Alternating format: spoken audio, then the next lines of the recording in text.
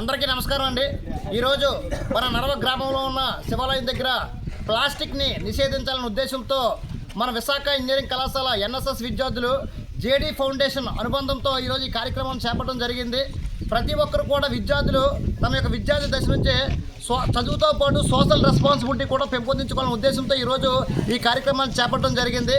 ఇందుకు గాను మాకు ఈ యొక్క కార్యక్రమాన్ని సహకరించినటువంటి జేడీ ఫౌండేషన్కి మేము విశాఖ ఇంజనీరింగ్ కళాశాల తరఫున ప్రత్యేక ధన్యవాదం తెలియజేసుకుంటున్నాం.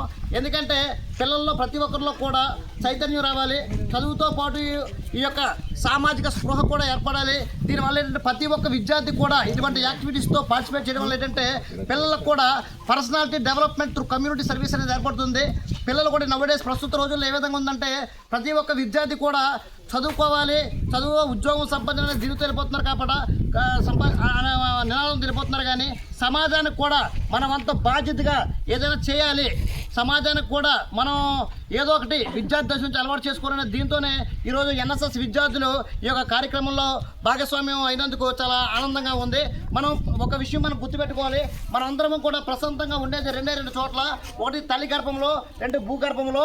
అటువంటి భూగర్భాన్ని మనం కాపాడుకోవాలంటే మనం అందరం కూడా మన ఇంట్లో తల్లిదండ్రులు కావచ్చు, మన చుట్టుపక్కల బంధువులు కావచ్చు, విద్యార్థులకు కావచ్చు, ఈ యొక్క ప్లాస్టిక్ని వాడడం వల్ల ఎటువంటి భూభాగం ఏ విధంగా పాడైపోతుందో మనం తెలియజేయాలి. కాబట్టి ప్రతి ఒక్కరూ కూడా ఇండివిజువల్ రెస్పాన్సిబిలిటీ వహించి ఈ ప్లాస్టిక్ని నిషేధించాలని మనస్ఫూర్తిగా కోరుకుంటాను.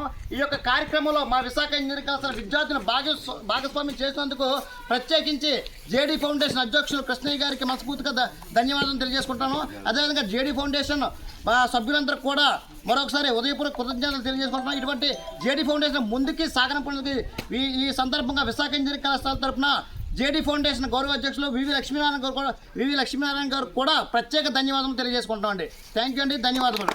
సందర్భంగా విశాఖ ఇంజనీరింగ్ కళాశాల తరఫున జేడీ ఫౌండేషన్ కోఆర్డినేటర్ కృష్ణయ్య గారికి మా కళాశాల తరఫున ఒక చిరు కానుక ఇవ్వాలని మేము నిర్ణయించుకున్నాం సార్. ఒక్కసారి ఒక మెమోంటో ఇవ్వాలని మేము నిర్ణయించుకున్నాం సార్. విశాఖ డిస్ట్రిక్ట్ కన్వీనర్ అండి. ఓకే, విశాఖపట్నం జిల్లా జేడీ ఫౌండేషన్ కన్వీనర్ కృష్ణయ్య గారికి మా విశాఖ ఇంజనీరింగ్ కళాశాల విద్యార్థుల తరఫున, మా కళాశాల యాజమాన్యం తరఫున ప్రత్యేక ధన్యవాదాలు తెలియజేసుకుంటున్నాం.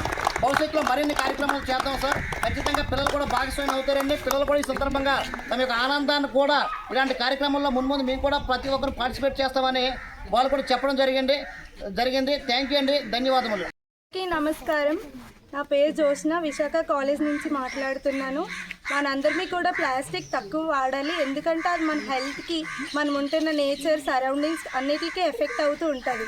మనం ఎంత తక్కువ అయితే వాడుతూ ఉంటామో దానివల్ల మన హెల్త్, మన చుట్టూ ఉన్న సరౌండింగ్స్ అన్నీ కూడా బాగుంటాయి. అలాగే మన ఇంట్లో వాళ్ళకి కానీ, మన నైబర్స్ కానీ ప్రతి ఒక్కటి మనం చెప్పాలి. ఎలా అంటే మనం ఎంత తక్కువైతే వాడతామో అంత సప్లై తక్కువ వస్తుంది. సో దట్ మన చుట్టూ ఉన్న సరౌండింగ్స్ బాగుంటుంది. అలాగే హెల్త్ కన్సర్న్స్ అన్నీ డిక్రిమెంట్స్ కానీ ఏ ప్రాబ్లమ్స్ కానీ రావు, అంతా బాగుంటుంది అనేసి అండి. Thank you. ఈరోజు మేమైతే ఇక్కడ ప్లాస్టిక్ బ్యాన్ చేయడానికి వచ్చాం. ప్లాస్టిక్ మొత్తం కలెక్ట్ చేసి బ్యాగ్స్లో కవర్ చేయడానికి వచ్చాం. బిఫోర్ ఆఫ్టర్కి చూస్తే చాలా తేడాలు వచ్చాయి. సో దట్ మేము తెలుసుకున్నది ఏంటంటే మనం ఎంత తక్కువ యూజ్ చేస్తే అంత మనకి చుట్టూ కూడా అంత తక్కువ ఉంటుంది. సో దట్ మనం తక్కువ యూజ్ చేయాలి. అలాంటప్పుడు మనం ఇలా ఏరవలసినంత అవసరం కూడా రాదు. సో దట్ ఏదైనా మనలోనే ఉంటుంది కాబట్టి మనం తక్కువ వాడాలి. మన చుట్టూ ఉన్న వాళ్ళకి కూడా తక్కువ ప్రాబ్లమ్స్.